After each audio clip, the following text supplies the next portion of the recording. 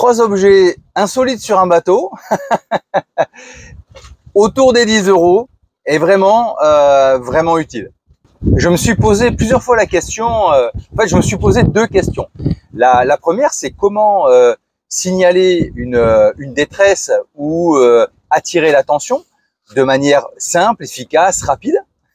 Et puis ma deuxième question concerne le mouillage, c'est comment arriver à sortir ma chaîne lorsque au mouillage, à force de tourne et vire du bateau, j'ai la chaîne qui s'est pris sous un rocher.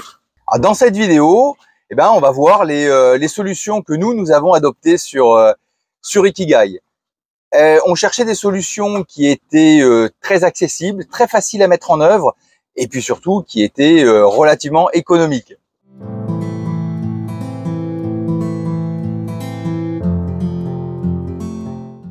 Bienvenue sur Ikigai Voyage, la chaîne où on parle de voile, de voyage et de changement de vie.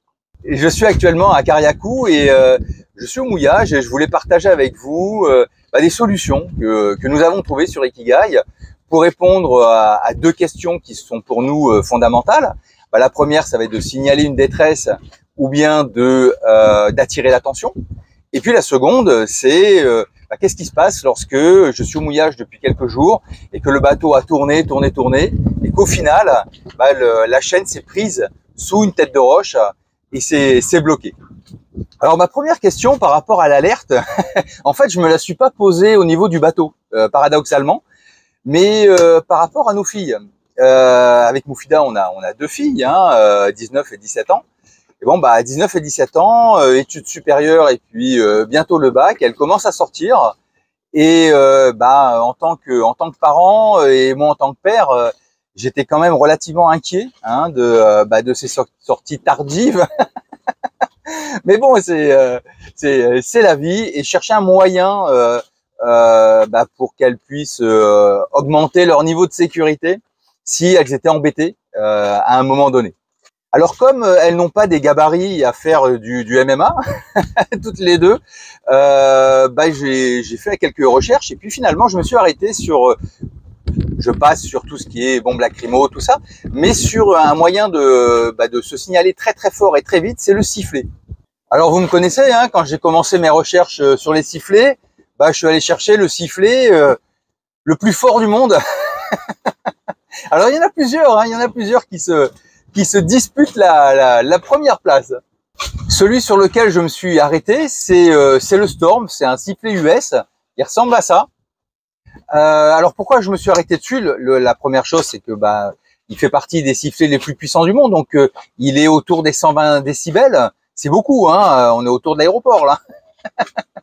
Le constructeur dit 128, bon ça je suis pas allé vérifier. Après, il a d'autres caractéristiques qui m'intéressent beaucoup. Alors, en termes d'urgence et d'instruments de sécurité, vous l'avez vu, il est orange. Donc ça, à repérer, même s'il fait son, même si c'est au fond d'un coffre ou d'une boîte, c'est assez facile. Et puis surtout, il a une conception particulière, c'est qu'il a une double chambre et une chambre hermétique. Et ça, pour nous, c'est très très intéressant parce que ça veut dire que le sifflet reste efficace même après avoir été immergé et même sous l'eau. C'est pour ça qu'il est très prisé aussi des plongeurs, alors au niveau US, au niveau des militaires, de la police et puis des secours, ils utilisent pas mal ce sifflet-là. Il fait donc 120 décibels, c'est très fort, c'est très aigu, donc ça porte loin.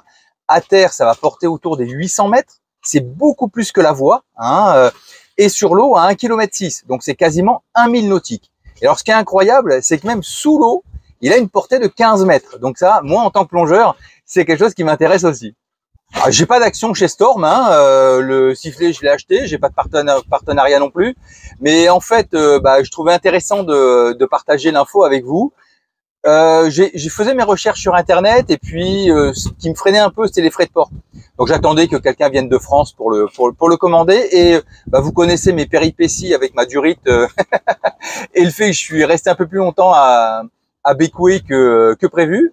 Et en cherchant de la durite là-bas, au Dockside Marine, au ship, j'ai vu le sifflet, 21 ici $, c'est-à-dire 7 €. Bon, j'en ai pris 3.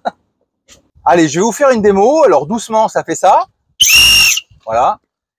Si je le fais vraiment plus fort, je sais pas ce que ça va donner au niveau du micro. Voilà.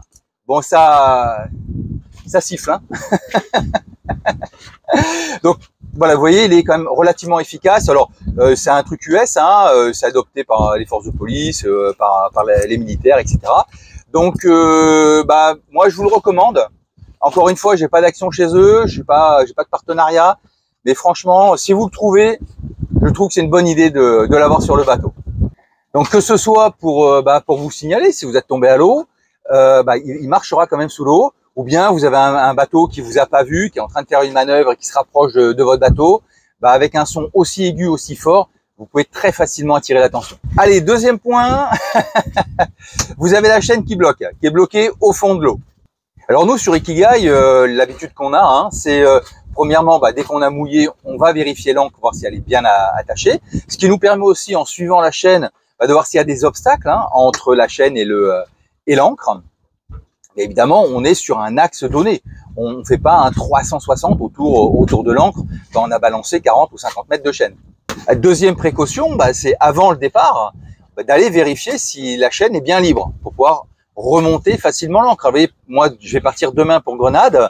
Bon, ce que j'ai fait, j'ai profité d'aller nettoyer la coque. J'ai suivi la chaîne, j'ai regardé s'il n'y avait pas d'encombre. J'étais un peu inquiet parce qu'un pêcheur a mis un casier là où j'avais l'impression que l'ancre était positionnée. Donc du coup, ça m'a permis d'aller vérifier tout ça. Ce qui se produit parfois, c'est que on est sur le mouillage, on y reste un jour, 2 jours, 3 jours, une semaine, et puis le bateau tourne, il fait les 360, et là, la chaîne, elle va se balader, et elle peut se prendre sur une tête de roche, sur un rocher. Alors un rocher qui est pas libre, hein, c'est-à-dire que la chaîne ne peut pas le faire bouger, et il va se placer dessous. Et là, alors des fois c'est un rocher, mais moi j'ai vu faire autour de 3 rochers. L'ancre avait fait comme ça, la chaîne avait fait des zigzags pris sur les 3 rochers. Donc là, on peut pas s'en sortir en manœuvrant à partir du bateau. Il faut descendre, il faut aller sous l'eau pour dépatouiller tout ça. En première instance, ce que l'on fait sur Ikigai, c'est qu'on y va pas le masque tube. Donc on va voir pas le masque tube, on voit que la chaîne a fait des zigzags. Parfois, c'est juste que la chaîne, le rocher est un peu creux, elle s'est placée dessous tranquillement. On l'attrape et on la ressort. Lorsque vous faites cela, faites très très attention de ne pas avoir les doigts qui peuvent se coincer entre la chaîne et le rocher si d'un coup il y a un coup de rappel du bateau. Parce que là, vous allez rester coincé au fond. Et quand on n'est pas le masque tube, à part d'être l'homme de l'Atlantide pour ceux qui ont la ref, ça peut vite devenir compliqué. Ensuite, ce qui se passe, c'est que si on peut dépatouiller comme ça, on le fait. Parfois, on peut pas. Donc, si on peut pas et que ça demande de passer du temps au fond, moi, je mets le bloc de plongée, la stab et je passe au fond. Alors, au départ, ce que je faisais, c'est que souvent c'est pris en dessous, c'est coincé, mais en plus il y a du sable qui s'y est mis et donc il faut enlever le sable. Parfois ça fait quand même pas mal de sable, donc quand vous y allez avec vos petits doigts là, je peux vous dire qu'au bout d'un moment vous le sentez passer. Donc j'en avais marre de me faire mal aux doigts et puis de galérer pour sortir tout ce sable. La chose que j'ai trouvée, c'est ça, la petite pelle de jardinerie là. J'ai trouvé ça dans un rayon de bricolage et franchement, c'est super. C'est super parce que c'est très très efficace. Vous pouvez forcer et puis vous pouvez le faire pendant longtemps. C'est-à-dire que vous allez gratter petit à petit, et ça vous pouvez le faire pendant pas mal de temps. Mais parfois ça suffit pas. Donc mon arme ultime, celle que j'utilise vraiment quand c'est coincé de chez coincé, ça va être ça. Ça va être le bon vieux pied de biche. Vous voyez, il n'est pas très grand, hein, mais il a un côté comme ça, crochet, et puis il a un côté plutôt plat, comme ça.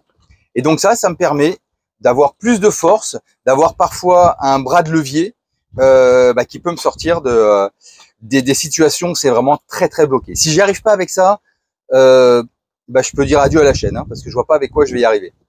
Alors évidemment, je vais pas les défoncer les récifs coralliens à coups de pied de biche. on s'entend bien là-dessus. C'est simplement, alors déjà, je vais pas mouiller dans des récifs coralliens à la base. Hein. Tout plaisancier va chercher à mouiller sur du sable. Je vais faire ça lorsque j'ai un rocher qui sort du sable, qui n'était pas visible et qui est isolé pour aller tirer ma chaîne. Hein. Soyons clairs là-dessus. Donc, entre la petite pelle de jardinier là que j'ai dû payer 10 € ou 12 € chez le bricot du coin, et puis le pied de biche qui lui aussi m'a pas coûté cher. Je crois que je l'ai trouvé à 9,60 ou à 11 €, je sais plus. En tout cas, c'était pas quelque chose qui coûtait 20 ou 30 €. Ça fait quand même partie des choses qui sont pas chères et qui peuvent rendre quand même pas mal de services.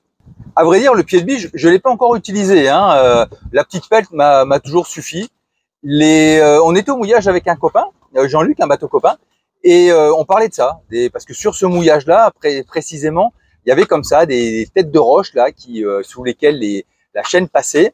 Et puis on parlait de nos différentes techniques. C'est lui qui m'a parlé du pied de biche. J'ai trouvé ça intéressant, et je me suis dit tiens, je vais en avoir un sur le bateau. Et puis si un jour j'en ai besoin, j'aurai un outil de plus à ma disposition. Donc le sifflet, la petite pelle, le pied de biche. Alors peut-être que vous aussi, hein, vous avez des objets, ustensiles utiles et insolites sur un bateau. N'hésitez pas à les partager en commentaire. Ça sera un grand plaisir et de les lire et puis de transmettre votre expérience et puis vos astuces aux autres abonnés. Si cette vidéo vous a plu, si elle vous a intéressé, si elle a été utile pour vous, pensez à la liker, pensez à vous abonner, pensez à la partager, à vous faire plaisir ou à faire plaisir à quelqu'un que vous aimez avec les outils du navigateur, que ce soit le livre de bord ou le carnet de navigation. Et moi, je vous dis à bientôt pour une prochaine vidéo.